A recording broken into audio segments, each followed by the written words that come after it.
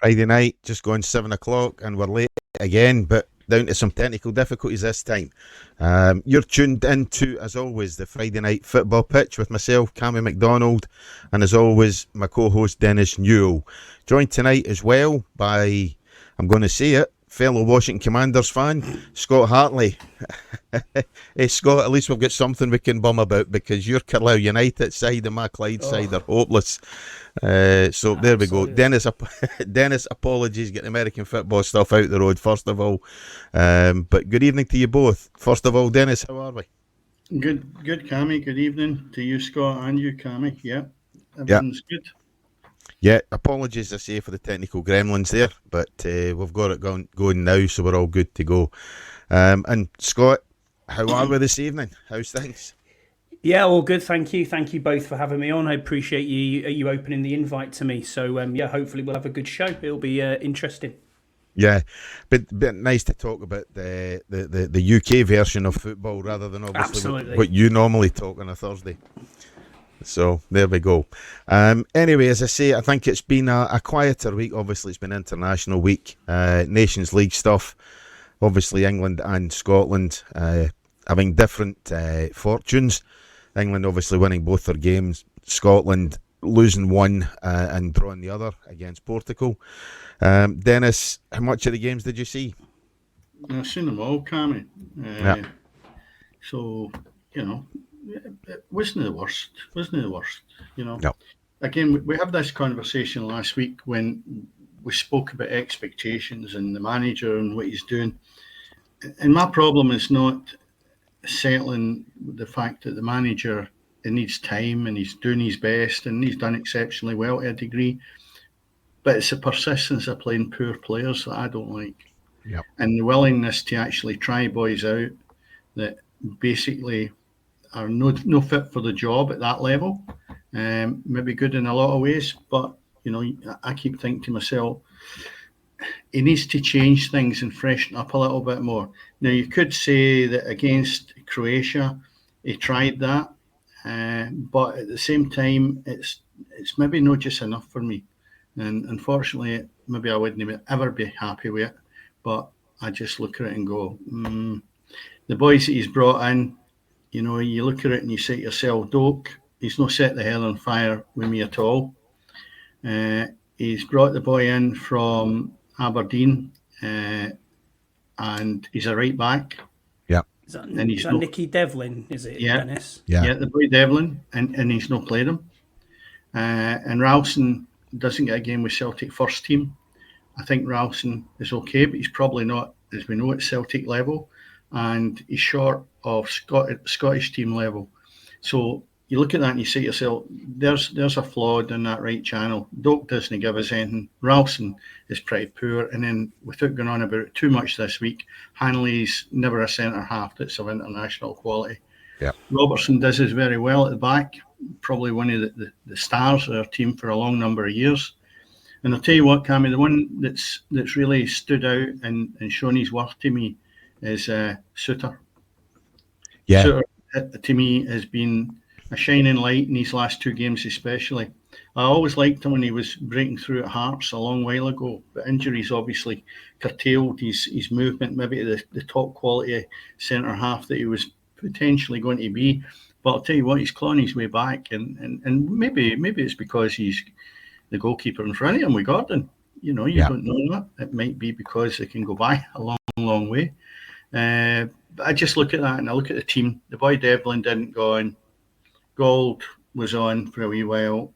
Looking through the rest of them, there's nothing really jumps out at me, honestly. And I think we are lacking big time when you get away from the starting 11. We have good players in there. We have the likes of Billy Gilmore. I like Ryan Christie, McTominay. But up front, we're a dead loss. We really are. And I touched on that and had a wee rant before we started the programme because you asked me a stupid question in my eyes. Do you like tattoos? No, big time. And I'll tell you what, it's attention-seeking when it comes to footballers getting covered in them. And if I thought that Lyndon Dykes could actually go and start working on finishing goals, I wouldn't mind a selfie with him. But I'll tell you what, he needs to get a look at himself. He broke into that Scotland team, Cammy, and he was a breath of fresh air. Yeah. Then he thought, I've arrived. And after that, he's gave us nothing. The Yeah. only thing I've seen him changing is where else is he going to put his next tattoo? There's no room. Yeah. So he doesn't work hard enough. He doesn't shut down quick enough. And it's like token gestures, and he becomes then a jersey filler, which we have quite a few. Yeah. And therefore, I look at that and I go, that's up to the manager. Back to the original statement about the manager. He's got to get more out of them and maybe explain these things to them. Look, son, you don't need it. You don't need to be seeking attention. You've already got it. You've made it international level. Now go out and bust a gut and play for your country. No, token gestures are no use. In other words, you're not going to come off the park absolutely shattered. And that's what you should be doing, especially playing for your country. So I'm disappointed with him because when he broke into the team, I thought, wow, we've really got a good centre forward now. You tell me what's wrong with him. It's not the fact that he's not getting service. His work rate is garbage. Yeah. And then you put Adams on. He's worse. Maybe he should get a tattoo. But the bottom line is we are badly lacking a good centre forward. Yeah. And if you do look at what's available, you can take the fact that Nisbet, is he going to break through? I thought he was a poor man centre forward when he was at Hibs. He's came back into Scotland. He'll probably do okay. The spell down south will do him the world of good. And then you look at Shankland, who another one is just totally gone off the boil and gives us nothing. So out of 4 players, I'm really disappointed that we don't have anything going forward at this moment in time. Strikers do go off the boil, but no 4 of them. And that's what I think. We can't afford that. Overall, though, I thought, sorry, Cammy. On you go. Overall, I thought we'd done very, very well over the 2 games. And it would have been nice if we had at least scraped a victory in one of them, which I thought we maybe deserved. Mm-hmm. But it's the same old thing with Scotland. We just never got over the finishing line. Yeah.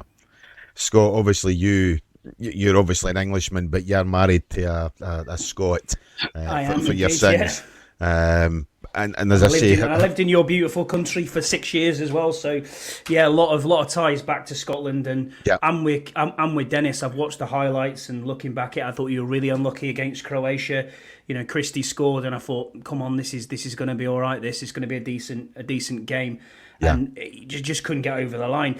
Ben Doak, which you were talking about there, I mean, he's been playing really well down at Middlesbrough. You know, I've been keeping an eye on him down there, but he just doesn't seem to do it at international level, which they seem to get into that shirt, as Dennis says, and then they fall off, or they just don't give the effort that you all want to see. I mean, in any sport, no matter what it is, you just want to see 100% commitment to the cause and to the jersey that they're wearing, irrespective of who it is, especially if you're at international level. The Hampden game at Portugal, I thought was a really good point. You know, Ronaldo played really well. I had no idea that Che Adams was even at Torino, so that was a new one to me. And I mean, debut for Nicky Devlin from Aberdeen. He looked lively enough. I thought that Scott McTominay had a good chance early on in that game, and it just didn't come right for you. And overall, I think the difficulty with Scotland as a whole is you're always going to have that problem with player pool. It's not like it is down south where you have endless streams of players, and the money that's generated out in the EPL, the Premier League, and even in the Championship and lower leagues, you're going to struggle to match that in any way. So I'm not saying that Scottish internationals should be fishing in League One or in the Championship, but maybe that's like where you need to kind of be looking to see these players coming through. I think overall, I thought he played really well in both games. Getting a point against Portugal is a decent result, and then it's on to Croatia, isn't it? Again in November at Hampden. So it's going to be tough to get out of that group of the Nations League. But overall, it's one of them. I go back to why bring the boy Devlin in if you're not going to give him a run at? I mean, he knows. He put him on 89th minute. What's he meant to do? Yeah, there ain't much you're doing. You can't change a game in injury time, can you? That's for sure. No. And I mean, if you look at it as well, it was the same old. You could actually go to the bookmakers and make, if the odds were good, but the odds would be terrible on Ryan Christie coming off. Yeah. Every game you can see rabbit in the headlights to get off the park. And I'll tell you what, Ryan Christie must feel, what am I doing that's got me taking off?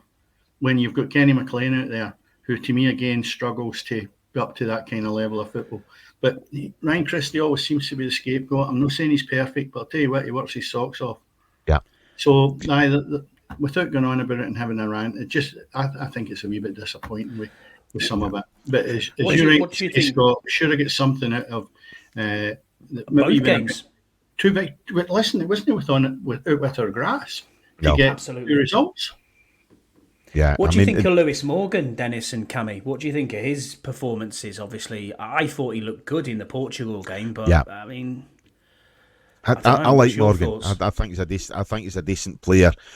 He's obviously getting a wee bit of experience. I think playing overseas has maybe helped him a wee bit as well. You know, so I mean, I definitely like the boy.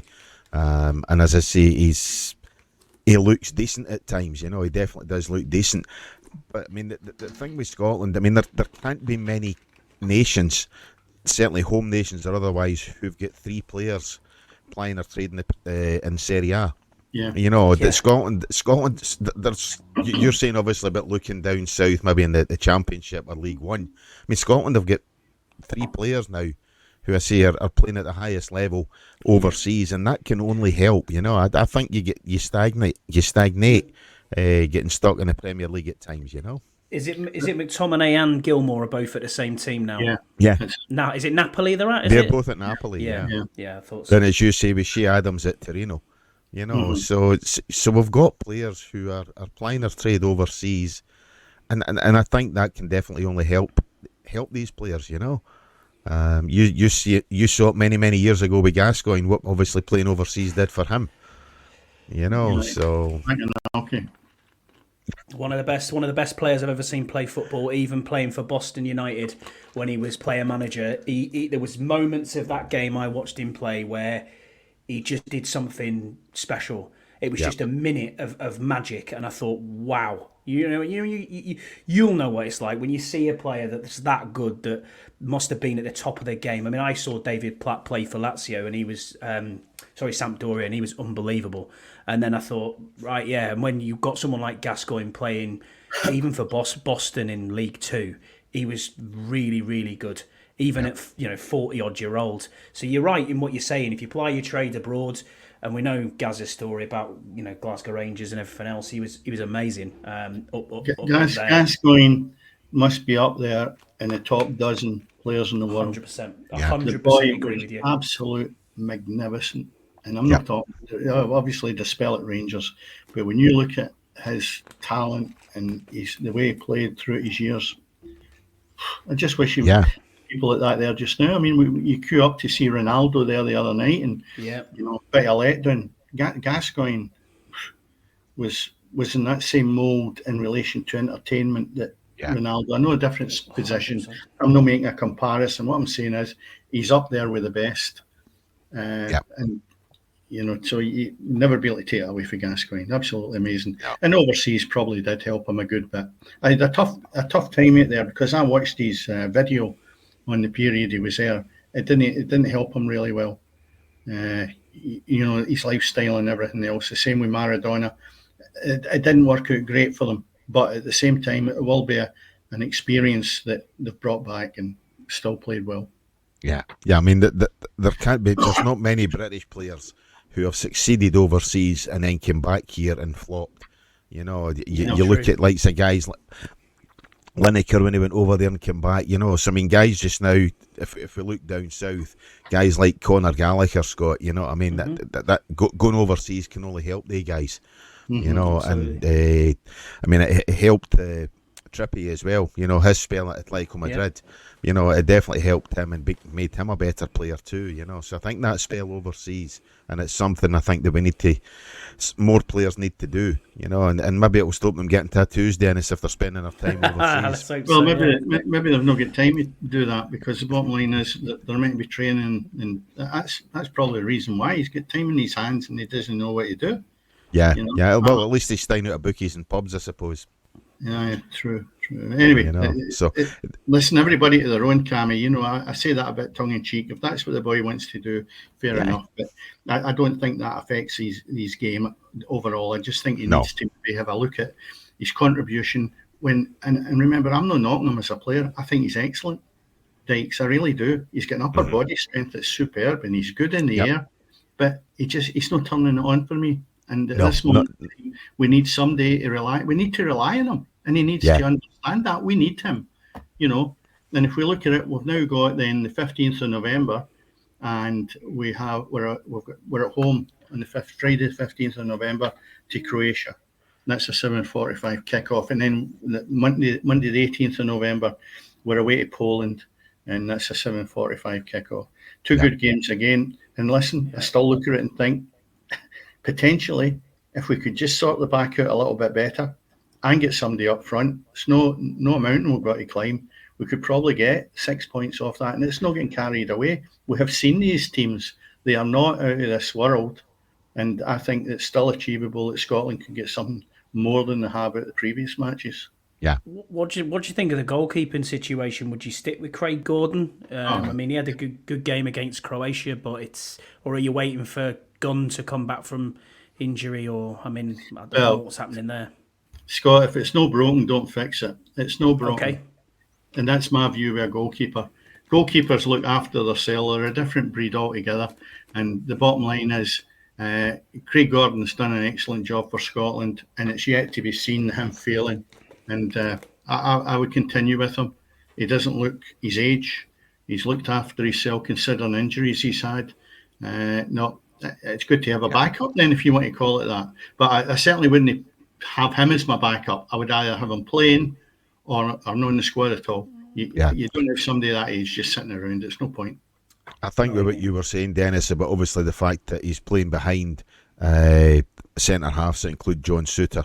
Yes. You know, I think you're probably better with Gordon in there, you know, where they had that bit of a rapport rather than bringing Angus Gunn back in and obviously disrupting that defensive line-up at the back, you know. It seems to be work, whether it's because that's the two teammates of old, I don't know. Certainly looked, I thought we were more stable and defended with our lives the other night there. And as I say, we were a bit unlucky. Yeah. Moving away from Scotland, Scott, and obviously looking at your own nation. I know it says England get 2 wins. Obviously, the loss against Greece, and obviously the victory against Iceland. Lee Carlisle, a bit of a mixed job as caretaker for you, but obviously that's obviously fixed now. Bringing a German in, that's going to go down well with a lot of you English guys, but. You've probably done enough to almost swap places with Scotland in terms, obviously, your Nations League pairings, you know, your Nation League groups. You move into Section 1 in Scotland, maybe drop them down to Section 2 if we can get these 2 victories. Yeah, I think Thomas Tuchel being on an 18-month deal is an interesting one. It's not a huge contract from what I'm led to believe. Obviously comes in from Bayern Munich. Not winning the league in Bayern is a bit of a difficulty, especially in that league. When you look at the Bundesliga as a whole, you've got Dortmund and Bayern and Leverkusen have been on fire recently. So Thomas Tuchel's come back, obviously former Chelsea manager, so he'll get a lot of the personalities and he'll understand most of the lads that are in the team. Against Finland, I thought it was fairly easy as a win. Trent Alexander-Arnold at left back was a bit of I didn't really understand that one, to be honest. Grealish had a very good game, and Watkins played well as well for me. The loss to Greece, just one of them where you're always going to, if you score in the 87th minute, you're on a hide into nothing, and then you just got sucker punched at the end there. As I say, I'm not a massive international football fan. I'm club over country, which is a bit of a strange one for most people. I don't even watch the nations games, to be fair. I tend to. I don't get on the bandwagon either. Anyone who you know that we know mutual friends wise will tell you I'm barely watching the World Cup, to be honest with you, or Euros. Did I get on the bandwagon at the last Euros? Yeah, of course I did. I did. I wasn't going to miss it. But I hope Thomas Tuchel comes in. He's got big shoes to fill, in my opinion. I mean, I don't think there was much towards the end with Southgate. It was a bit difficult, and it was a bit. he almost got stuck in his own ways of not changing formations and, not being able to change the tempo of how the team played. And I think it just got into that stage of, I've been here a bit too long and it got a bit stale, and he couldn't get over the edge. But as a manager and what he's done to get the country to where it's got to, I mean, you can't argue with it. The record that he's got, you cannot argue with the record that he's got. And Thomas Tuchel's got big shoes to fill here. Taking a foreign coach is another interesting one. This is our third now, with obviously Capello and Eriksson before him, and RIP Sven-Goran Eriksson. And it's one of them where I hope it works. I hope it works out for him, but we'll see. We'll see how it goes. As I said, short-term deal for him, so 18 months, we'll see where we are. I didn't think Lee Carsley did enough to warrant getting the job full-time, so they've done their due diligence and they've come up with Thomas Tuchel, so... Dennis, is it a case with England that be careful what you wish for? As I say, a lot of the public got on the back of Gareth Southgate in terms of, because they didn't like his style of play. The guy took him to 2 finals, but they didn't like the style of play. So media and obviously public, driven probably by the media, got on his back. And they've now gone to a guy on a short-term contract, as Scott says, which is very interesting in international football. They've got enough for maybe one tournament and that's it. Well, I think it's a bad appointment. I'm always up front and say exactly what I think. Doesn't agree with everybody agrees with me. But if I look at that, Tuchel got sacked at Chelsea. Yep. And he left Chelsea in a state that Graham Potter had to come in there and try and rectify it. And I know for a fact the training was a total shambles. Right? They should have done their homework to find that out before he went to Bayern Munich. You put me in charge of one of these top teams with the kind of money that these clubs have spent. You don't have to tell them how to kick the ball. You don't have to tell them how to do throw-ins. You don't have to have your goalkeeper, as I have in the past, trying to get them to kick the ball over the halfway line. You don't have all that. These guys have already been coached at the highest level to actually be part of that team to begin with that you go to. I'm talking about Bayern Munich. Now, if you can't be a success there, you're not doing the gig. The same as at Chelsea. And Graham Potter was left with a team of players that were in a total shambles, and when they tried to change them, there was a bit of a rebellion in a lot of ways simply because Tuchel let them away with it. So, I know he's been successful. In the past, I've been successful, but I'm not a club. So there seems sometimes managers get rewarded by failure an awful lot easier now than they did years gone by. And Tuchel is a prime example of that. And the 18 months is probably 8 months more than I would have given them if they're willing to take the risk. Yeah. I think there's a reason. I think Tuchel was interviewed for the Manchester United job, and I think there's a reason Manchester United, despite the shit show that they are, didn't entertain Tuchel and decided to stick with what they have, rather than moving on from him, over the summer period when Manchester United were interviewing people left, right and centre. I understand Andy Burrow's getting an interview for the Man United job, Scott. If it was me, I'd have gone with Eddie Howe. In all honesty, I'd have took Eddie Howe in a heartbeat. But it's going to cost them money, Scott. This is the problem you've got with these authorities. They're not in the transfer market or anything like it. I mean, God knows what England's actually got financially behind them, but I'd imagine it's quite a few bucks. And if you really want the manager that you've just suggested, sometimes you have to dip yourself into the pocket instead of looking for handouts all the time. So I look at England, and you're right, Eddie Howe probably would have been the best equipped. I'm not saying Graham Potter would have, because that's not everybody's choice. Good manager, though. Did really well at Brighton. Yeah, I'm a bit stumped as well. Tuchel would probably be maybe 7th or 8th in line with me if it was my choice. When I know the history behind the guy in relation to him getting sacked at Chelsea, they've seen his antics. They've seen his antics in the Premier League. What are they bringing that to the England team for? I really find it's a very strange one. And good luck to him if he can get England players to go and work for him. But I think they're not moving forward with this appointment. Definitely not. I agree with you completely, Dennis. I think we needed that steady hand on the tiller just to follow on from Southgate, but maybe play a bit more of an expansive football. And I think someone like Eddie Howe or even Graham Potter would have given you that. Yeah. Doesn't have to be an English appointment for England manager. I'm not interested in that at all. But you need someone who's going to give you that steady hand on the tiller, but also someone who's able to tactically get the best out of these players and give them a rocket up their arse when they need one. Do you know what I mean? Yeah. Because sometimes we see it. I mean, they're getting paid a fortune to go and play for your country. And it's not, it's a lot of money to get there. But I look at players and think to myself, like, why aren't you picking this lad in the squad here? And Lee Carsley's tried to do that by bringing newer players into the squads, but it just didn't work. It was almost like he knew he was a caretaker manager and he was never going to get the job. And we've the last 4 performances have played like that, But the way I look at him not getting the job is simply because that wasn't broken either, and they try to fix it. Yeah. I look at the additions to his squad, and unless they're better than what's there, you don't bring them in because you feel you need to make change. Yeah. The England team don't need someone that's going to be dynamic in a lot of ways because they're only a kick in the backside away from getting to finals. It was a matter of fine-tuning it, getting a little bit more out of the players that are there, get rid of the older ones that basically maybe are not going to take you to the next, the next stages. And that's what you do. But I think he was trying to bring players in to freshen up so it would maybe make them look what I've done when that really wasn't needed. And maybe speaking to the press and explaining, look, what do you want here? I'm not a rocket scientist. I'm a football coach. And the bottom line is we're not far away. I'll fine-tune it. Just give me some time and I'll get it right.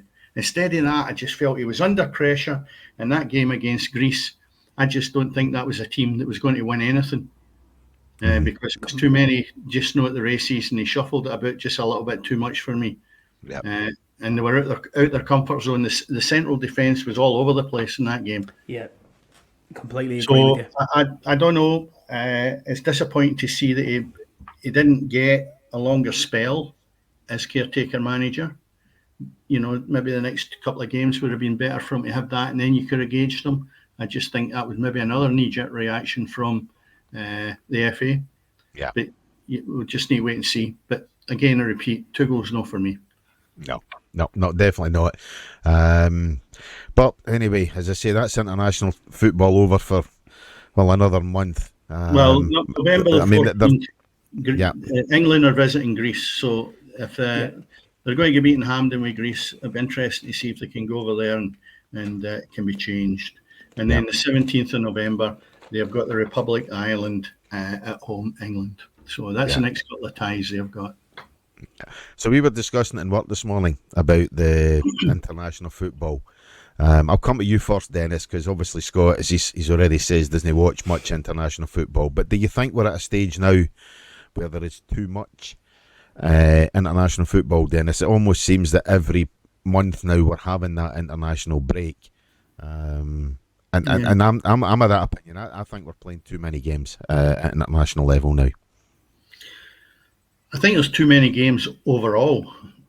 We've got Champions League, Europa League, and we've got the Conference League as well. There's 3. We have internationals, and then we have all the cup ties that we have, and then you've got your Northern League. And I don't think that unless you are a Man City or a Liverpool or somebody that's really top heavy with players, that you can go through the full season playing in these games, either internationally if you're one of the players that's picked, or you Champions League or Europa League, whatever it may be, that your team can go through the league and, what would you say, not so much distracted, but be consistent from the squad that manager's actually picked, because you can't guarantee, you'll never be able to guarantee the fitness of a player, but there's more chance when you've got all these, what would you say, side issues, I would call it. I know we need things like European football. We do need our internationals. And certainly the main thing for everyone is the country's Premier Leagues and then your divisions below it. Mm-hmm. But I think it needs to be thinned down. I think we had Andy on here maybe about a month ago, and he was talking about the Super League. Yeah. And basically, I said, we've almost got a Super League. There's 36 in the Champions League. Now, I would start off right at the beginning and say, okay, tell you what, you've got 2 games, and you then cut it to 18. There's your Super League for the whole season. And the rest can go back.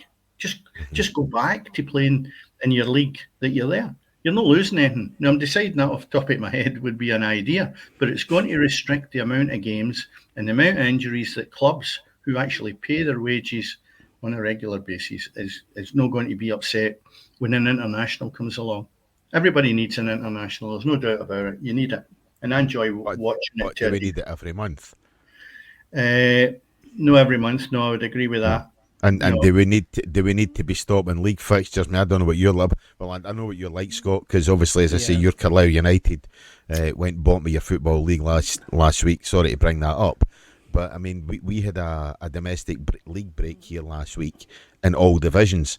Now, my own club, Clyde, we don't feature any players for international level. Christ, we're lucky we can get them playing for Clyde, let alone Scotland. But that to me is nonsensical that we're stopping league fixtures up here for an international break or for an international game.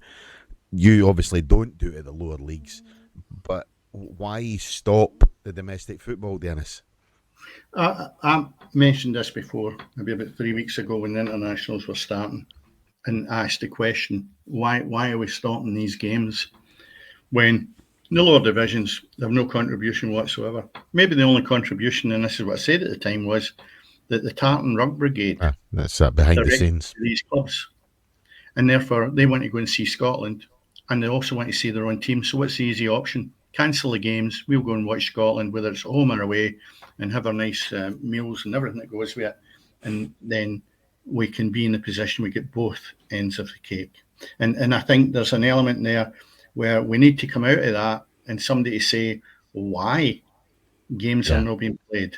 And, it's like a lot of things. You never get clarity when you find it's authorities further up the tree don't actually think, well, you supporters don't really count. It's us that count. Mm-hmm. And I keep seeing that all the time. The game doesn't seem to be for supporters anymore.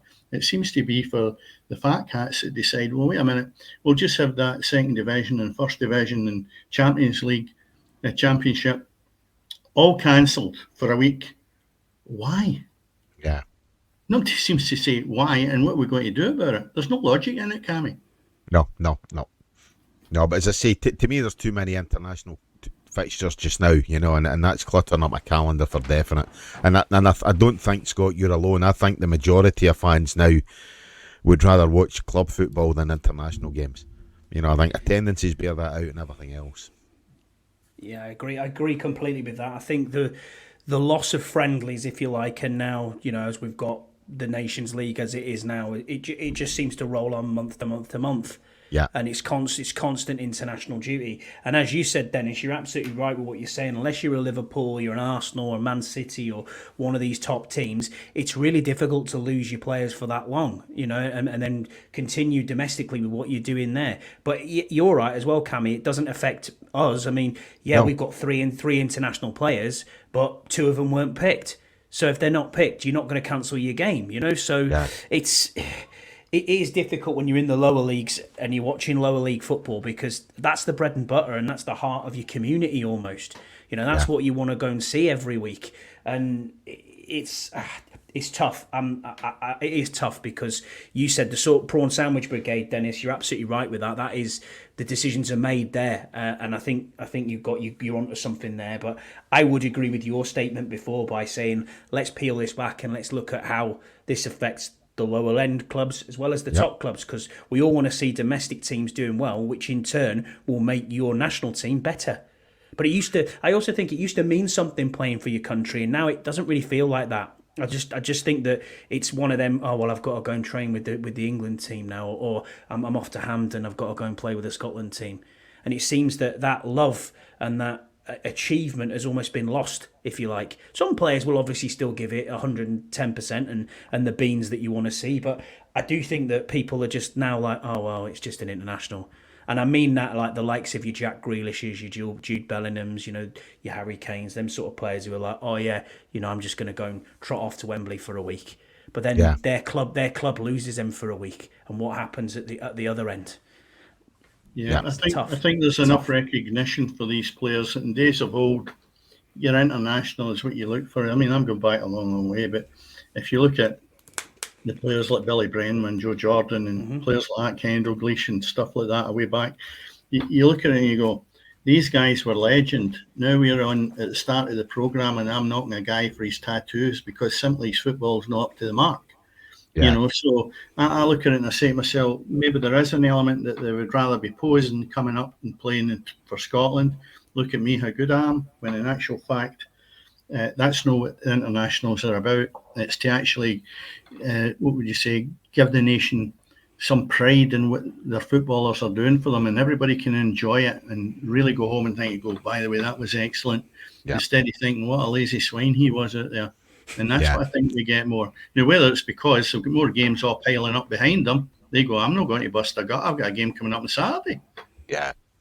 100%. 100%. Anyway, we've spent 40 minutes talking about international football. It's all right.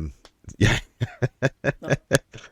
I enjoy your show. I watch it every week. I put comments in the chat, as you've seen a couple of times. Yeah. And we'll just keep rolling. I'm enjoying this chat. It's good. No bother. Well, as I say, I think it's time to. It's not very often you'll get a podcast talking about Carlisle United, Scott. Come on. So I do apologise, mate. But as I say, unfortunately, you guys are at the foot of the English Football League. Clyde, we're one off the foot of the Scottish Football League, so we share your pain, mate. But the one thing that we do have in common is size of budget. Now, I would have thought Carlisle United, on the back of the money you would have got from Jared Branthwaite, with his transfer moves, that Carlisle United would have a decent sized budget, but it doesn't seem borne out.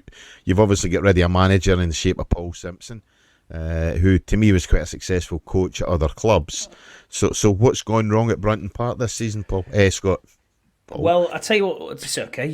What's happened? I mean, I've been a fan since 1995. My first game was a cup semi-final in the old Johnson's Windscreen Shield, as it was called at the time. Yeah. And I went, and my dad said, "Come on, we'll go to York City away." I went to York and we got into the final. And then after that, at 8 years old, it was like, "Hey, this is born." Next game's Wembley, and it's the old Wembley, and you're thinking to yourself, come on, we're going to play a big team in Birmingham City now, and we lost on goal, the first ever golden goal. And then, it's been an up and down roller coaster ride ever since that, Cammy and Dennis, to be fair. Most recently, when you're talking about budgets and stuff, it's actually not bad. We got bought out by an American consortium called the Piatic family. They own a company called U-Haul in America, which is a moving company. They also own 10% of the Jacksonville Jaguars NFL team, so they're not short of a bob or two moving forward.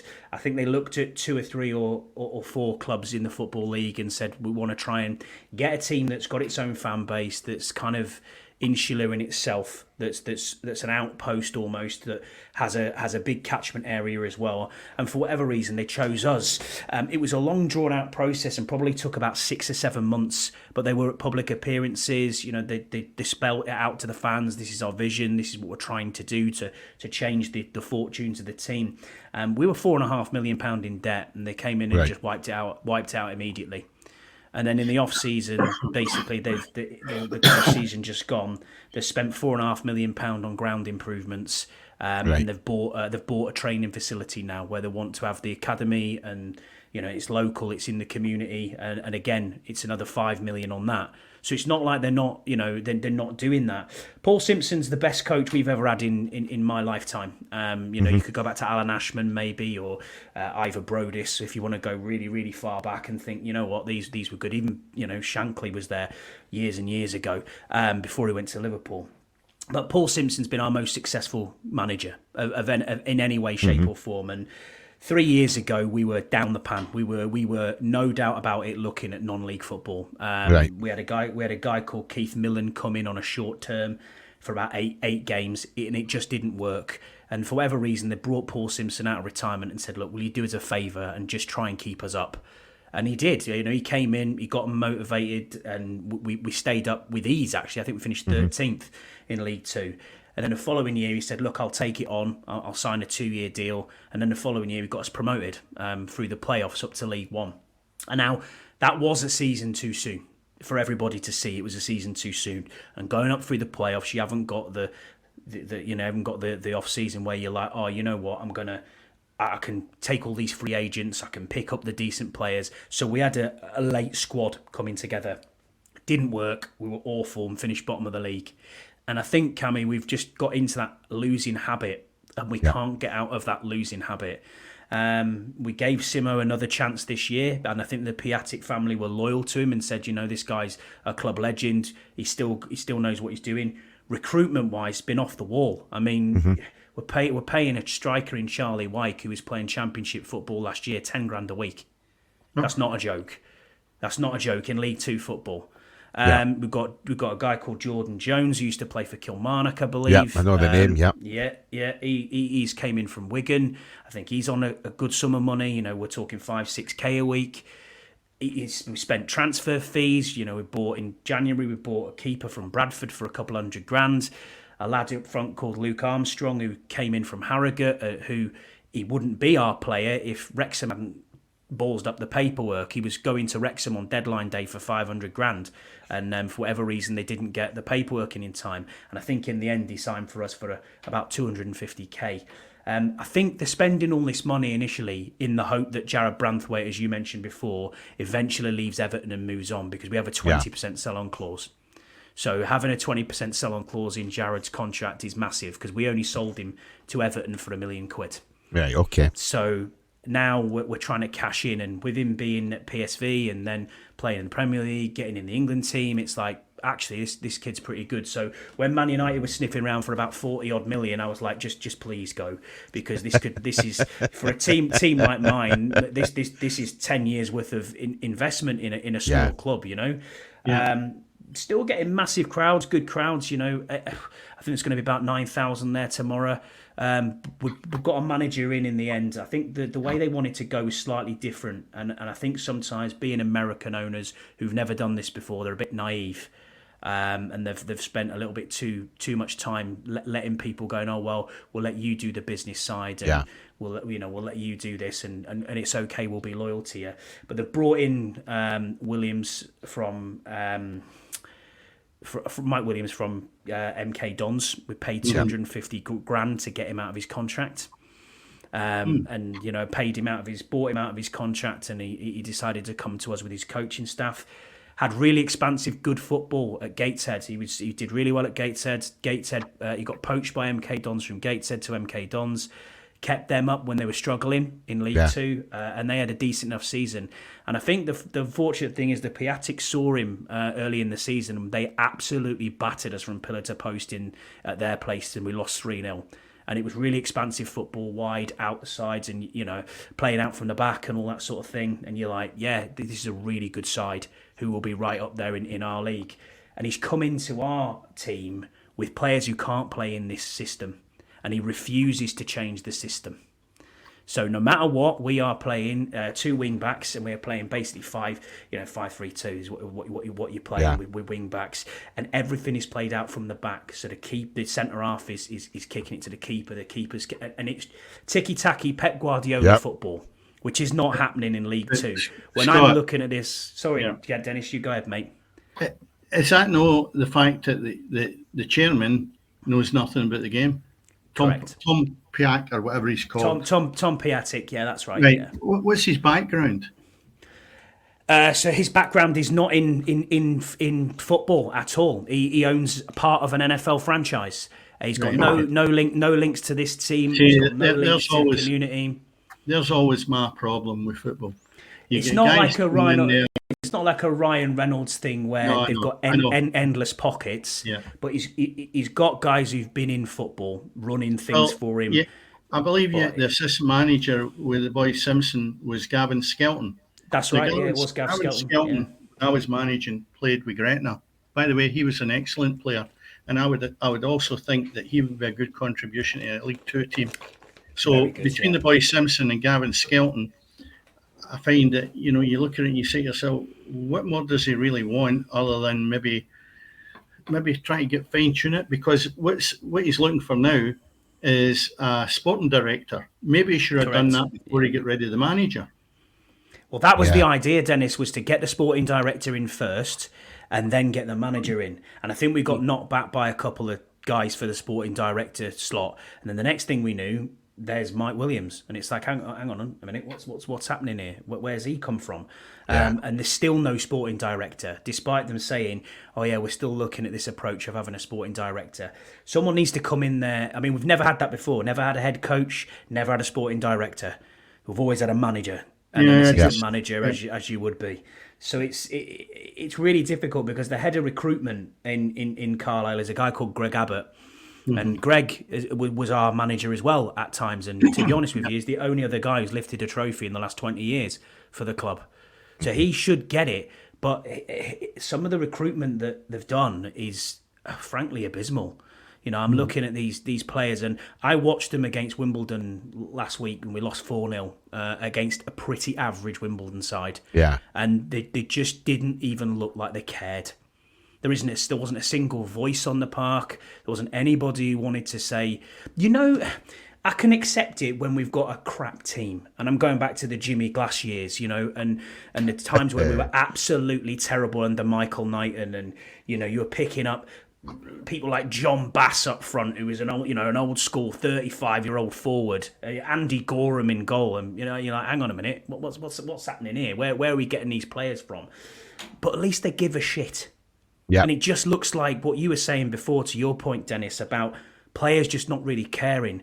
There's nobody on that park I see on a Saturday who wants to just grab someone by the scruff of the neck and say, this isn't good enough, lads. We've got to get forward. We've got to get out of this rut.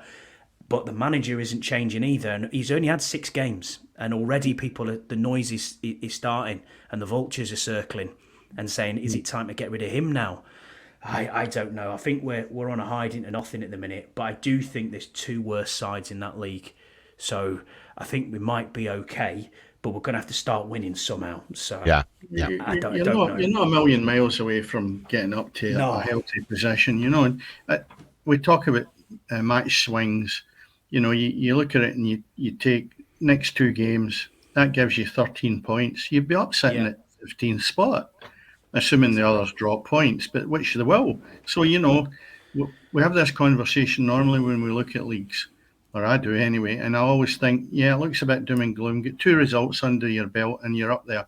And everybody plays better then. Everybody has a different approach. They're not worrying about what's going on around about them. They're only interested in the next game. They can't wait to get out because we're winning. But that's all it needs, 2 games. And if you look at Morecambe above you, they've had 4 in the bounce draws, then they lost, and then they win their last game, and they're sitting there level with 7 points. So, I don't think it's too doom and gloom, but maybe the sporting director coming in with the window coming up in January, and you could be setting your sights for something that's maybe a wee bit more favourable than what you've got just now.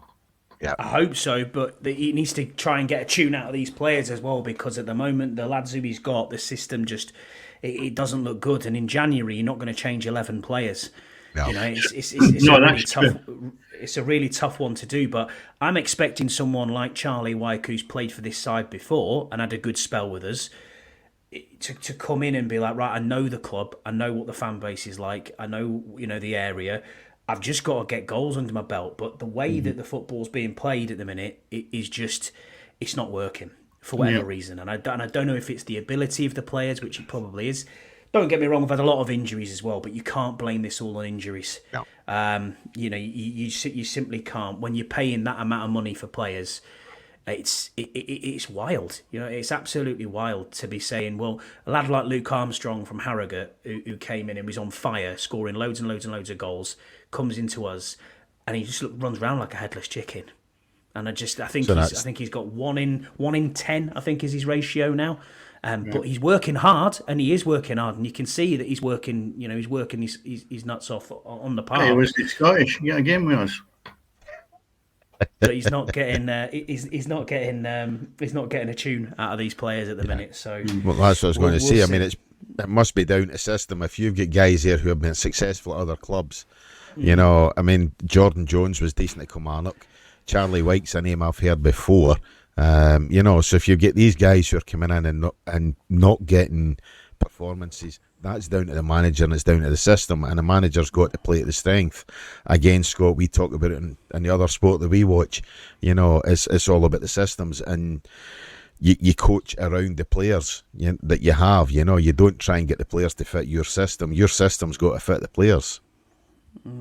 I agree completely with that. You know. But we will see. I think they're just in that losing habit at the minute, unfortunately, and they just can't seem to get out of the losing habit. And it's become, you know, when the rot sets in at a club, and it's really difficult to see. But you know that I know fine well that when we look at this team, if they go 1-0 down, the heads are dropped. And I look at that and think to myself, we're really going to struggle here to get out of the to get out of this rut. I mean, Mike Williamson's played at the highest level. You know, he's a Premiership centre half. Wasn't very good Premiership centre half, but still he made a career out of it. You know what I mean? And he just seems to be one of these Pep disciples who wants to just play ticky-tacky football. And when you're bottom of the Football League, you sometimes you just got to lump it and hope for the best. You know? Of course you have, absolutely. But fortune favours the brave, I suppose. Harrogate tomorrow at home. They're our bogey team, Dennis. We've won. We haven't beaten them yet since they've been in the Football League. I think we've played them 6 times, I think, and they've had 5 wins and we've had 1 draw. Yeah. So it's got to turn sometime. Hoodoo. They've got a hoodoo on us, I think, but they're not an amazing side either. They're kind of mid-table, which for them, you know, what is essentially a village club. You know, they're doing very well on a very short and small budget, but it'll be a tough one tomorrow. But if we can get a result here, and then I think we've got Walsall, who are at the top end of the league. I think we've got them on Tuesday away, so that'll be a tough game. Yeah. No, well, good luck with that one. Yeah, definitely. So. As I said, I think I'm going to try and get down for a game at some point in time. You know. Yeah, we'll have to come down. To play or watch it, Cammy? No, I'm definitely not going to play. You know. All right. Okay. Well, if you get your boots, Cammy, if you can play at centre half, we'll be all right. Yeah. Hey, Dennis, I've got too many tattoos to play football. Well, that's true. No, you could maybe add a few if you got a game. Anyway, moving back to obviously north of the border, Dennis, in association as all with football kits at Kits Scotland, our sponsors. Let's run through the rest of the fixtures. All right. Okay. Well, let's look at the big game, which is tomorrow, and that is a big game, and it probably be one of the biggest throughout the whole season, I would imagine. And that is Celtic's Aberdeen at Parkhead, 3:00 kickoff. I'll run through the fixtures, then we can have a quick chat about them. Dundee United are playing Hibernian. Hearts have St Mirren. Motherwell have Dundee. St Johnstone play Ross County. And then on Sunday, Kilmarnock play Rangers. The other game, the games before the Rangers Kilmarnock game is 3:00, and the Kilmarnock Rangers is 12:00. Yeah. Just starting with that, Cammy, we've spoke about this game coming up with Celtic against Aberdeen. I think when I mentioned this last week or the week before, that when you touched on it there, so it does bring it into play, the amount of games that players are playing, right? Mm-hmm. Now, I know there's not a million of them maybe played with internationals for Celtic or Aberdeen, certainly in the squad, but I think something will break somewhere along the line. That you'll maybe find that Celtic can drop points throughout the season rather than thinking they're just going to go through the season without dropping anything. Now, tomorrow is a litmus test for that. And I do believe if Aberdeen are going to make a challenge, they need to get something out of the game tomorrow. So I'm looking at this really with a lot other than just the game itself, is to see how the season is going to go. Because if Aberdeen don't lay a glove in them tomorrow, then we're back to square one. You're just going to find it's a one-horse race, because Rangers, I don't think, unless they really turn Kilmarnock over on Sunday, are really going to make a challenge. So it'll be interesting to see how that pans out tomorrow. Yeah, and interesting, Scott, that a lot of not only Dennis, but I think a lot of folk up here are actually seeing Aberdeen as possibly the biggest challengers to Celtic this season, rather than Yeah, Rangers. I agree with you. 7 out of 7 for both teams. It's a massive game, as Dennis said. It is a massive game. I actually want to watch this. I'll definitely be keeping an eye on it. That's for sure. But yeah, Aberdeen. This is a litmus test for them. Are they pretenders or are they genuine challengers? Yeah. We had it again last weekend, Scott, a yardstick game, and I think this is a yardstick game for Aberdeen. Absolutely. You know, I think definitely is. It's a game I think Celtic can probably afford to lose. So can Aberdeen, obviously, but you're right. Aberdeen have got to be seen at least to put a glove on Celtic, at least go out there and compete with them, Dennis, and try to take the game, I think, to Celtic and prove that Celtic are not unbeatable, prove that they can be vulnerable at times. I'll tell you what, though, it's a massive task because Aberdeen over the years have came to Parkhead and not really laid a glove on them. Yeah. Especially under Derek McInnes and stuff. And as much as sometimes Aberdeen were really good, I just don't think they've done enough. And I think sometimes when they were looking at maybe pushing to win the championship, Celtic was always a hurdle, as Rangers were as well. Yeah. And that's a big two that they've got to get by. It's fresh blood up there in Aberdeen. New manager that doesn't really know the history probably of actually being involved in a game like this. So it'll be interesting to see how he goes about it. I just hope they don't come down to Glasgow and try and shut up shop, because Kilmarnock done it the first game of the season and got absolutely torn apart with Celtic. Yeah. So I'm hoping it'll be an open game and we'll maybe see a couple of goals either end. And that would be interesting to see how it would go.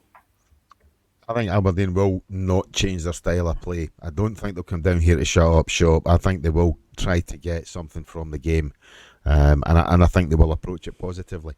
So, as Scott says, I'm looking forward to this. Yeah, because the guy's got to test the water. The new manager at Aberdeen, he's got to test the water to just see what his own talent is like against a team like Celtic. Yeah. So therefore, he's got to be fairly open in my eyes. Whether he lasts like that for an hour and thinks, "Oh, I've had enough here," then you've really got to look at it and say, "Right, let's have a go at them," without going gung ho and losing the plot, being all over the place. Did he come from Elfsborg? Did he, Thielen? Yeah. Is that where he was at before? Yeah. Yeah.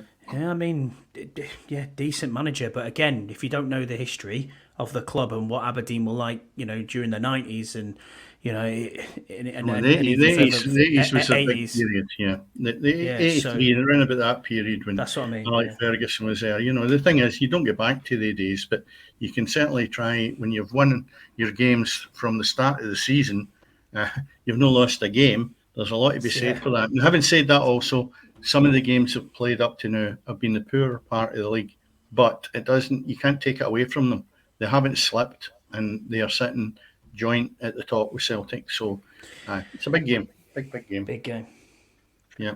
Dundee United. It's a big game. So why the hell have we got Kilmarnock against Rangers on the television and this game is on a Saturday afternoon and not on the TV? Yeah, well, I think I heard something about that, but I can't recall. But yeah, I mean, well, we know the answer. It's because Celtic are at home and Rangers are away. Yeah, I mean, let's look at it that way. But was this game up at Pittodrie, this would be a televised game. But the fact is that it's at Celtic Park, so we're not going to see it in the telly, and that's pretty garbage. Yeah, well, I'll see it by hook or by crook. Don't worry about it. So, I'm not going into that one. How you see it? No, don't bother with that. Everybody knows how you can see it. It's not. Well, that's it. But that's not right. Yeah, that's right. So if you don't, you see the highlights. That sometimes can be enough. And if it's an entertaining game, the highlights will be more than enough. If you find it would be a great result, I'm sure for both supporters would be 3 each. What more do you want? Well, I'm at 4-5, so I'm not going to see it anyway. Yeah.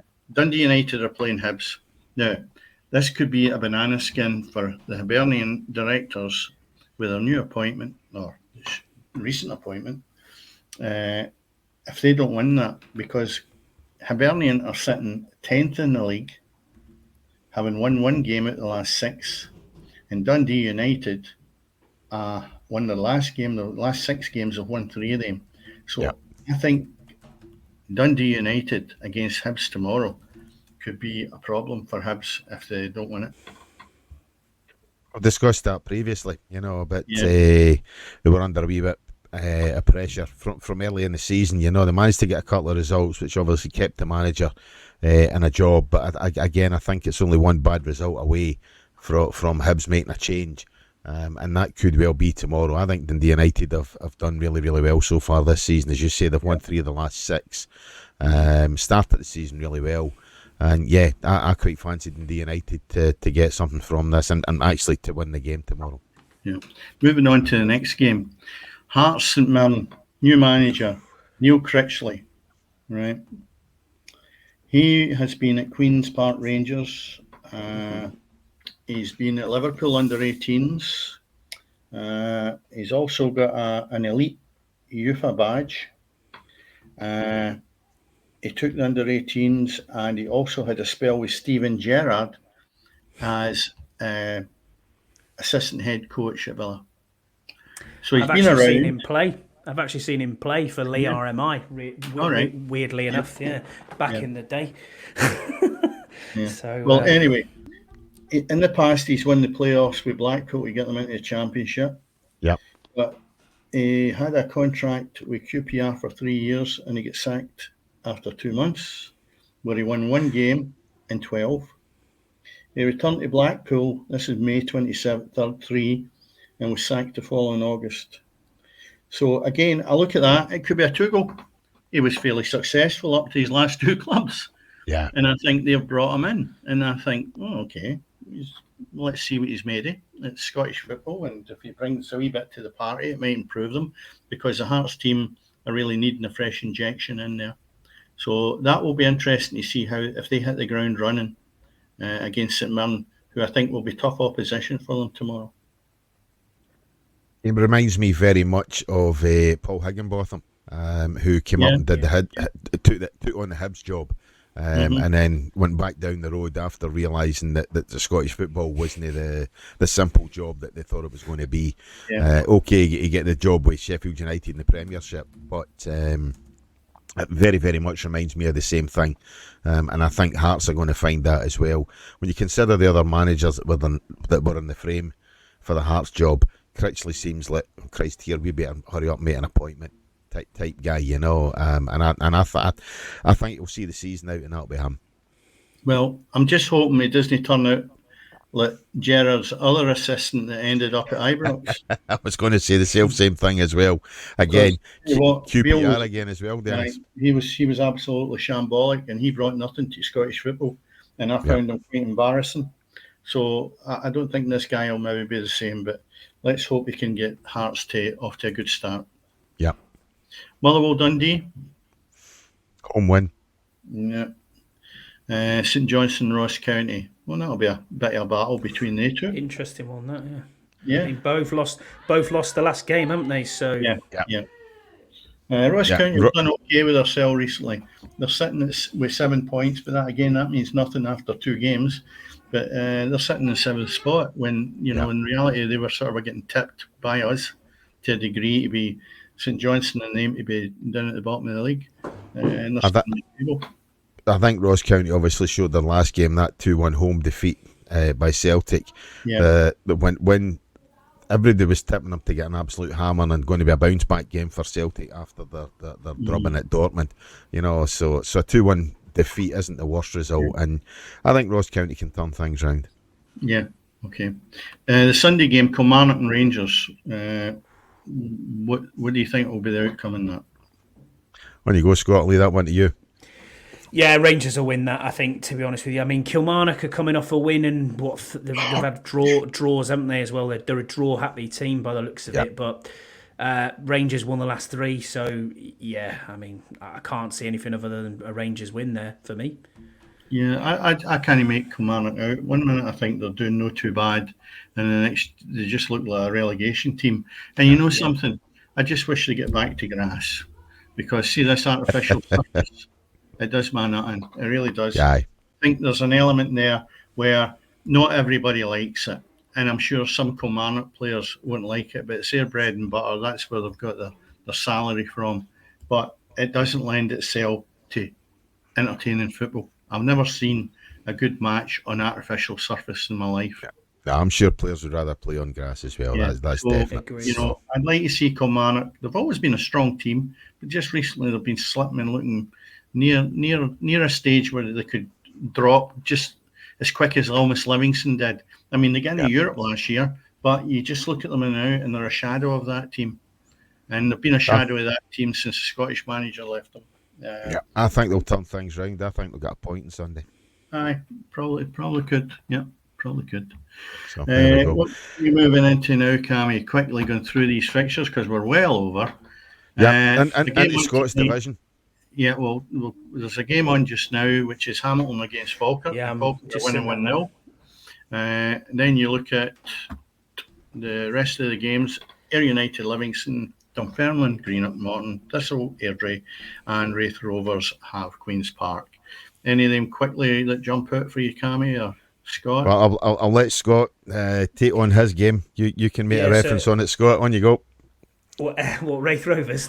Yep. No, that's the Kirkcaldy team. No, I'm not fussed about that. Ayr Livingston was the one that stood out for me there. Obviously top of the league. Looking at that, but with Falkirk winning tonight, if that stays the same, obviously it's back to Ayr to try and keep challenging. But no, that'll be a good fixture.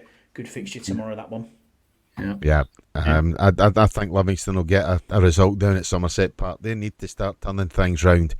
And as I say, I think they'll get a result there tomorrow. I think the bubble's going to burst a wee bit for Ayr United over the next 2 or 3 games, and I think you're going to see a top 2 of Falkirk and Livingston. Well, we could see a changeover tomorrow if Livingston do win, because there's 2 points between Ayr and Livingston. Yep. So Livingston could leapfrog Ayr United. I'll tell you what, a right good game. That should be a cracker. That should be. And I think obviously Somerset Park, I still think that's still a grass surface down there. So rather than playing in the plastic pitch at Livingston, so to go down there and play on the grass down at Livingston. Usually just used to smoking it through there, but obviously playing on it's a bit different. Anyway, into League One, we've got Arbroath, Dumbarton, Cove Rangers, Queen of the South, Inverness, Cally Thistle, and an Athletic, Kelty Hearts, Montrose, Stenhousemuir, Havallowa. So, Cove Rangers, are they going to change? We had Ian on last week, who was at Cove Rangers and Aberdeen supporter. They got a victory. So, it's made them jump up again. We keep talking about that. They went from looking at 8 points, they're now sitting at 11. Now, I don't know, have we heard anything, or is that going to be next week on Inverness Cally Thistle? I think it's next week. I think that they managed to raise, I think their GoFundMe page managed to raise about 80 grand, but they're now considering offers. They've had 2 or 3 offers for the clubs, which they're now considering and looking at, So I think the 80 grand will stop them short term going into administration anyway, and if they can get the buyout all sorted, then hopefully that will stop the club going into administration, save them the 10 points. It's just a pity actually they're actually having to compete on a Saturday basis, not knowing whether they're going to be in a job next week. Yeah, it's a bit of a shame, but that's what the way it goes. How unfortunate. Point that somebody maybe sitting in the wings with the money could maybe have ploughed it in earlier on, or they could approach somebody. But that's the way it is. So did I go through Arbroath, Dumbarton, Cove, Queen of the South, Inverness, Callyanning, Kelty Hearts, Montrose, and Stenhousemuir have Alloa. So I don't know if there's any others that are really. I think Stenhousemuir Alloa jumps out to me. I think that could be a good game. Yeah, again, you've got second and third spot, both sitting in 14 points. So something might give in that one, Cammy. Yeah. We look into League Two, and you've got Bonnyrigg Rose against Edinburgh City. Forfar are playing East Fife. Spartans, Elgin City. Stirling Albion are playing Clyde, and Stranraer are playing Peterhead. Peterhead dropped a wee bit. That's the last 3 games. They've lost 2 and drawn 1. That was my tip for going up. East Fife continuing to be really strong. And the one, even though they've drawn 4 games out of the last 6, is Elgin City. Yeah. Clyde, your own team, Cammy, just touching on that, because I know we are running out of time. Stirling Albion tomorrow, sitting in 4th spot. Last 2 games have won. Clyde sitting there, 4 draws and 2 defeats before that. Yeah. Is it going to change? And well, obviously the manager's changed. Yeah, well, I don't know that, and there's my question to you, because I haven't noticed it this week. Who's the new manager? At the moment, it's still Scally, Neil Scally and Mark Kerr on a caretaker basis just now. Okay. They're interim managers. Hopefully it'll change around a bit. Obviously, this is us entering the second quarter of the season in the lower 3 leagues in Scotland. And as I say, Stirling Albion, still probably one of the poorest sides I've seen. They came to Hamilton. I still can't get used to saying that. They came to Hamilton, and I think that was a game they had 1 shot and goal and actually scored twice. So there you go. Go figure that one out. And they managed to beat Clyde 2-0. Clyde huffed and puffed and really couldn't get a goal. So hopefully a wee bit of revenge tomorrow, going to Fourth Bank. New managers, hopefully they will make a difference. I think it was getting very, very stale very, very quickly under Ian McCall after last season's heroics. It really has to change. We talked about budgets earlier on with Scott and Carlisle. Clyde, one of the biggest budgets, if not the biggest budgets in League Two. And their position pretty much belies the money that's been ploughed into the club. So they need to turn things round. Top 4 was their goal at the start of the season. They've got 3 quarters of the season to make that happen. And as I say, Mark Kerr and Neil Scally are the guys in charge tomorrow for the first time. Well, see, if things worked out while you're talking, I'm looking at the fixtures and I'm doing calculations with it. You could actually end up tomorrow 5th equal from being bottom in the league, or even higher. Oh, you wouldn't get. Yeah, you could be sitting in 5th. Yeah. Equal, if things work out in Clyde's favour. That's a massive jump from 10th. Yeah. Well, the thing is, I mean, at the end of the day, if I don't even bother with if your granny had whatever should be a granda, it's along the lines, it's all if buts and maybes, and until the points in the bag, you can't really start saying, well, this might happen and that might happen. So I think all Clyde can do is tomorrow's go out and win. That's it. All you can do is go out, win your own games, and as long as you keep winning, there's still enough games left in the season to be able to turn things around. But it has to start tomorrow, and it has to start quickly. Well, if we don't finish up shortly, we'll be able to go straight for here to the Clyde game. Yeah, exactly. So another long episode again. Yeah. Well, anyway, an hour and 12 minutes so far. Well, let's look at, because what we've got next week is just touching on it, and I mean touching on it is we've got the Champions League, and obviously there's some cracking games on there. Atalanta, Celtic are away to on Wednesday night. I'm just trying to pick out Rangers fixture because I haven't really got that in my head either. They will be. Are they playing the following night? They are playing against FCSB. Go on, Cammy, tell me what that's for. I've not got a bloody clue. Yeah, that's the Thursday, and then you also get the Thursday where Hearts are playing Nicosia. So that's what we've got next week as well. Again, back to the point you mentioned right at the beginning, too many games. There were straight out international and the champions, European football's taking over. So, listen, can't complain. It's games. No. It's games. Definitely not. Top quality games. Yeah. Well, tomorrow, as I say, forget the top quality games. I'll be at Fourth Bank watching Stirling Albion against Clyde. Scott, I'm quite sure, will be taking interest to the Carlisle United game tomorrow. Our big game's 9:25 on Sunday. Scott and I keep fighting about what time's the best time for a game, but never mind. Next week we continue the vein of guests of folk that follow Washington. We've got Rod Morrison, Hearts fan, who's also, he'll be on the show and he'll be able to look back at the Hearts game against Omnia Nicosia. All I ask, guys, is anybody listening, like, subscribe, comment, share, tell your pals, because we're going to be here whether you're listening or not. But it's nice to at least know there's some folk there paying attention. Thanks very much to my guest tonight, Scott Hartley. Thanks as always to Dennis Newell as co-host. And we'll be here same time, same place next week. Good night.